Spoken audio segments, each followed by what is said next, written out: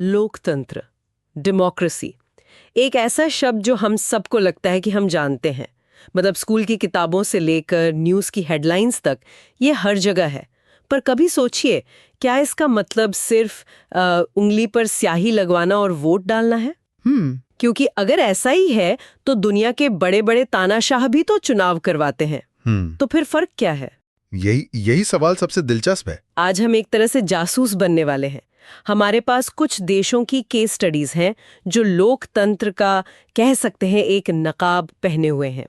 हमारा मिशन है इन नकाबों को हटाकर देखना कि असली चेहरा क्या है और वो कौन से चार सुराख हैं जो हमेशा एक नकली लोकतंत्र का पर्दाफाश कर देते हैं। और सबसे बड़ा सवाल तो यही है कि आखिर हर कोई, चाहे वो कितना भी बड़ा तानाशाह क्यों ना हो, खुद को लोकतांत्रिक क्यों कहलाना चाहता है। हाँ, बिल्कुल। देखिए, लोकतंत्र आज के जमाने में एक ब्रांड बन गया है, एक लेजिटिमेसी का स्टैंप। कोई ये नहीं कहना चाहता कि हाँ, मैं एक तानाशाह हूं। सब कहते हैं हम लोगों की मर्जी से राज कर रहे हैं। सही बात है। और यहीं से हमारा काम शुरू होता है। हमारे पास जो सबसे पहली परिभाषा है वो ये कहती है कि लोकतंत्र एक ऐसा सिस्टम है जिसमें लीडर्स को लोग चुनते हैं। ये शुरुआत के लिए ठीक है, पर ये मतलब अधूरा सच है। ये परिभाषा अपने आप में कई सवाल खड़े करती है, जैसे कि ये लीडर्स कौन है, क्या हर तरह का चुनाव लोकतांत्रिक होता है, और क्या एक बार चुनाव जीतने के बाद लीडर कुछ भी करने के लिए आजाद है? बिल्कुल। इन्हीं सवालों के जवाब असली और नकली का फर्क बताएंगे। तो चलिए पहले सुराग से शुरू करते हैं। असली पावर किसके पास है? इसके लिए हमारे पास पाकिस्तान का एक बड़ा दिलचस्प केस है, जनरल परवेज मुशर्रफ के दौर का।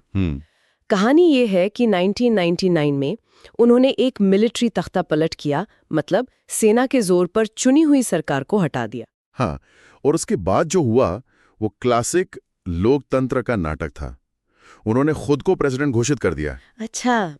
फिर 2002 में एक लीगल फ्रेमवर्क ऑर्डर पास किया जिससे उन्होंने संविधान ही बदल डाला। अच्छा। और इसके तहत प्रेसिडेंट यानी मुशर्रफ किसी भी चुनी हुई नेशनल या प्रोविंशियल असेंबली को डिसमिस कर सकते थे। यही तो सबसे अजीब बात है। इस ऑर्डर के बाद उन्होंने चुनाव भी करवाए, बाकायदा लोग चुने गए, मंत्री बने, सरकार बनी। कागज पर तो सब लोकतांत्रिक लग रहा था, है ना? बिल्कुल। लेकिन जो बड़े फैसले थे, जो आखिरी फैसला लेने की पावर थी, वो इन चुने हुए नुमाइंदों के पास थी ही नहीं थी। वो तो जनरल मुशर्रफ और उनकी जो नेशनल सिक्योरिटी काउंसिल थी जिसमें ज्यादातर फौजी अफसर थे, उनके पास थी। तो ये तो ऐसा हुआ कि गाड़ी चलाने के लिए ड्राइवर तो बिठा दिया, पर स्टीयरिंग व्हील और ब्रेक किसी और के हाथ में। बिल्कुल सही पकड़ा आपने। हाँ, किसी और के हाथ में। और यही है हमारा पहला और सबसे बड़ा सुराग। इसे आप लोकतंत्र का रिमोट कंट्रोल टेस्ट कह सकते हैं। Remote control test? हाँ, सवाल ये नहीं है कि चुनाव हुए या नहीं, सवाल ये है कि सरकार का रिमोट कंट्रोल किसके हाथ में है।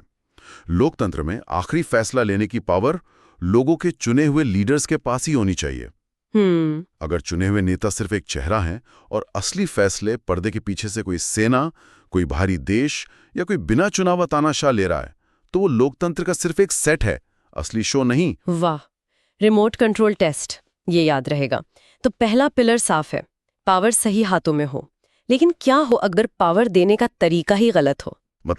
मतलब रिमोट कंट्रोल तो चुने हुए नेता के पास है, पर उसे चुनने का जो तरीका है, जो चुनाव है, वो ही एक धोखा हो। हमारे पास चीन और मेक्सिको के जो उदाहरण है वो शायद इसी तरफ इशारा करते हैं। हाँ, ये दूसरा सुराग है और ये अक्सर ज्यादा चालाकी से छिपाया जाता है। चलिए चीन को देखते हैं। वहां हर 5 साल में संसद यानी नेशनल पीपल्स कांग्रेस के लिए चुनाव होते हैं। सुनने में तो बिल्कुल ठीक लगता है। पर इसमें एक बहुत बड़ा लेकिन है। वो क्या? चुनाव लड़ने के लिए आपको पहले चाइनीज कम्युनिस्ट पार्टी से हरी झंडी लेनी पड़ती है। या तो आप उस पार्टी के मेंबर हों या फिर उससे जुड़ी जो 8 छोटी मोटी पार्टियां हैं जो उसकी ही हाँ में हाँ मिलाती हैं, उनके मेंबर हों। अच्छा, तो मतलब नतीजा पहले से तय है? बिल्कुल। हमेशा सरकार कम्युनिस्ट पार्टी की ही बनती है। तो ये तो चुनाव नहीं हुआ, ये तो एक तरह का सिलेक्शन प्रोसेस हो गया। लोगों के पास कोई असली चॉइस ही नहीं है। एग्जैक्टली। ये एक रेस करवाने जैसा है जिसमें सिर्फ एक ही धावक को दौड़ने की इजाजत है, वो तो जीते गई। लेकिन अब मेक्सिको का केस देखिए, जो चीन से भी ज्यादा पेचीदा है। मेक्सिको का? हाँ, मेक्सिको में 1930 से लेकर साल 2000 तक, यानी 70 साल, हर चुनाव एक ही पार्टी जीती रही, PRI 70 साल, ये तो हैरान करने वाली बात है। है ना? और चीन के उलट वहां तो दूसरी पार्टियां भी थीं, वो चुनाव भी लड़ती थीं, तो फिर ये कैसे मुमकिन हुआ? और यहीं पर देखिए, लोकतंत्र के नाटक का दूसरा एक्ट शुरू होता है। इसे पॉलिटिकल साइंस की भाषा में कंपेटिटिव ऑथोरिटेरियनिज्म कहते हैं। अच्छा। मतलब एक ऐसी तानाशाही जो लोकतंत्र का दिखावा करती है। PRI चुनाव जीतने के लिए हर तरह की तिकड़म करती थी। जैसे कि सरकारी कर्मचारियों को पार्टी की मीटिंग में आना कंपलसरी था। सरकारी स्कूल के टीचर्स बच्चों के पेरेंट्स पर PRI को वोट देने का दबाव बनाते थे।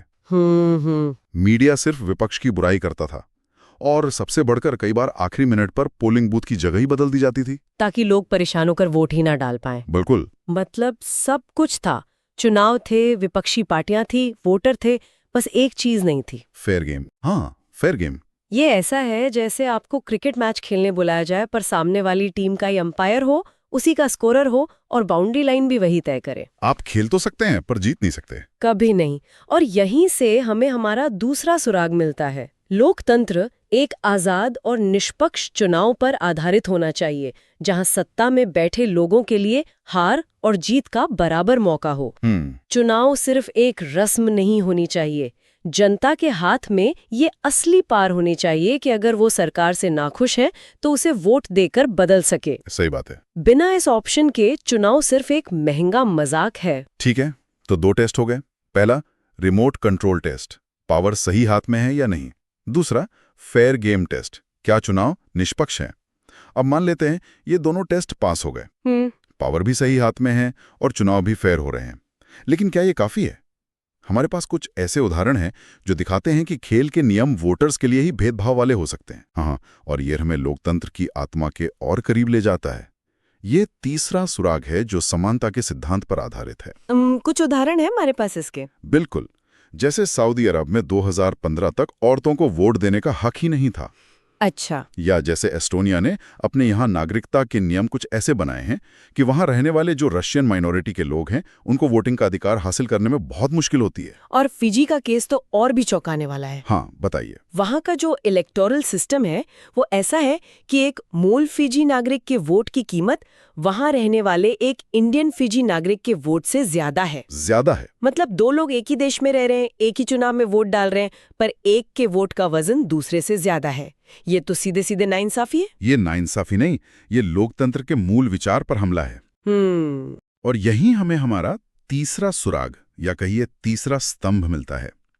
लोकतंत्र में हर वयस्क नागरिक का एक वोट होना चाहिए और हर वोट की एक समान कीमत होनी चाहिए। एक व्यक्ति, एक वोट, एक मोल। बिल्कुल। इसी को हम एक व्यक्ति एक वोट एक मोल का सिद्धांत कहते हैं। इसका सीधा सा मतलब है कि आपकी जाति, आपका धर्म, आप मर्द हैं या औरत, अमीर हैं या गरीब, इससे आपके वोट की ताकत पर कोई असर नहीं पड़ना चाहिए। सही बात है। कानून की नजर में जब सब नागरिक बराबर हैं तो बैलेट बॉक्स के सामने भी सब बराबर होने चाहिए। एक व्यक्ति, एक वोट, एक मोल। बहुत सीधी और बहुत गहरी बात है। तो अब तक हमारे 3 सुराग हो गए, असली पावर, निष्पक्ष चुनाव और बराबर वोट का हक। पर कहानी में एक और ट्विस्ट है। मान लीजिए एक लीडर बहुत पॉपुलर है, वो निष्पक्ष चुनाव जीतकर ही सत्ता में आता है, लोग उसे बहुत पसंद करते हैं, तो क्या इसका मतलब ये हुआ कि अब उसे कुछ भी करने का लाइसेंस मिल गया? बहुत अच्छा सवाल है। जिम्बाब्वे और रॉबर्ट मुगाबे की कहानी शायद इसी सवाल का जवाब है। हाँ, ये चौथा और आखिरी सुराग है, और शायद सबसे जरूरी। क्यों? क्योंकि ये हमें बताता है कि लोकतंत्र सिर्फ चुनाव जीतने तक का खेल नहीं है, बल्कि जीतने के बाद आप शासन कैसे चलाते हैं ये भी उतना ही जरूरी है। रॉबर्ट मुगाबे जिम्बाब्वे के हीरो थे। उनकी पार्टी ZANU-PF ने देश को आज़ादी दिलाई थी, इसलिए वो आज़ादी के बाद से हमेशा चुनाव जीतते रहे। मुगाबे खुद बहुत लोकप्रिय थे, पर लोकप्रियता के बावजूद उन पर तानाशाही के आरोप लगते थे। ऐसा क्यों? क्योंकि सत्ता में आने के बाद उन्होंने धीरे धीरे सिस्टम को अपनी मुट्ठी में करना शुरू कर दिया। अच्छा। वो चुनाव जीतने के लिए गलत तरीके अपनाते थे। उन्होंने कई बार संविधान में बदलाव किए, सिर्फ इसलिए ताकि प्रेसिडेंट की पावर बढ़ाई जा सके और वो कम जवाबदेह बने। जो विपक्षी पार्टियां थीं, उनके कार्यकर्ताओं को परेशान किया जाता था, उनकी रैलियों में हंगामा किया जाता था, सरकार की आलोचना करने वालों की आवाज दबा दी जाती थी, मीडिया और यहां तक कि अदालतों पर भी सरकार का दबाव रहता था। तो मतलब चुनाव तो हो रहे थे, नेता भी चुनावा था, पर देश में लोकतांत्रिक माहौल नहीं था। नहीं था। एक चुनावा नेता ही धीरे धीरे लोकतंत्र को खत्म कर रहा था। बिल्कुल। और जिम्बाब्वे का ये केस हमें लोकतंत्र के चौथे स्तंभ के बारे में बताता है। एक लोकतांत्रिक सरकार संवैधानिक कानूनों और नागरिक अधिकारों से बंधी होती है। इससे आप लक्ष्मण रेखा का सिद्धांत कह सकते हैं। हाँ, बिल्कुल। चुनाव जीतना आपको असीमित शक्ति नहीं देता। आपको देश के संविधान के दायरे में रहकर ही काम करना होता है और नागरिकों के अधिकारों का सम्मान करना होता है। हाँ, जैसे बोलने की आज़ादी, अपनी राय रखने की आज़ादी, सरकार से असहमत होने की आज़ादी और उसकी आलोचना करने की आज़ादी। कानून का राज और अधिकारों का आदर के बिना चुनावा नेता भी तानाशाह बन सकता है। तो हमारी जासूसी अब पूरी होती दिख रही है। अगर हमें किसी भी देश के लोकतंत्र को परखना है तो हमारे पास ये 4 टेस्ट हैं। चलिए एक बार जल्दी से इन्हें दोहराते हैं। पहला, रिमोट कंट्रोल टेस्ट। आखिरी फैसले लेने की पावर चुने हुए नेताओं के पास है या किसी और के पास। सही। दूसरा, फेयर गेम टेस्ट। क्या चुनाव निष्पक्ष है और क्या हारने जीतने का बराबर मौका है। बिल्कुल। तीसरा, एक वोट एक मोल टेस्ट। क्या हर नागरिक के वोट की ताकत बराबर है। और चौथा, लक्ष्मण रेखा टेस्ट।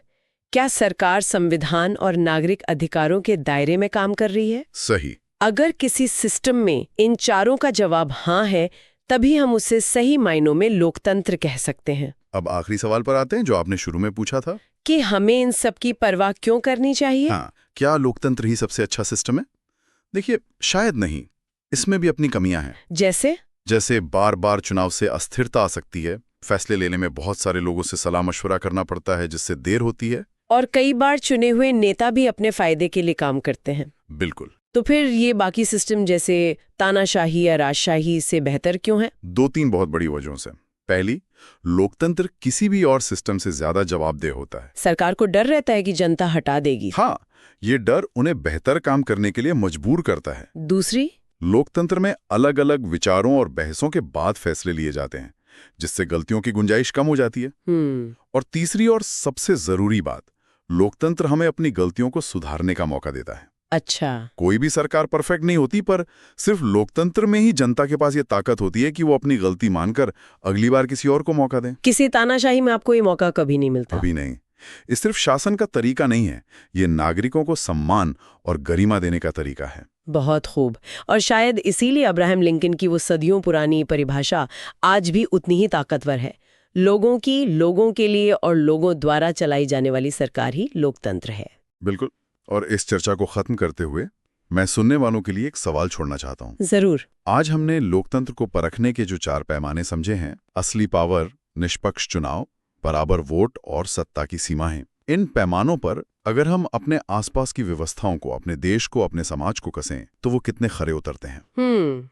एक सोचने वाली बात है। और आज की इस डिजिटल दुनिया में, यहाँ सोशल मीडिया और फेक न्यूज का बोलबाला है, इन चारों स्तंभों के लिए सबसे नई और बड़ी चुनौती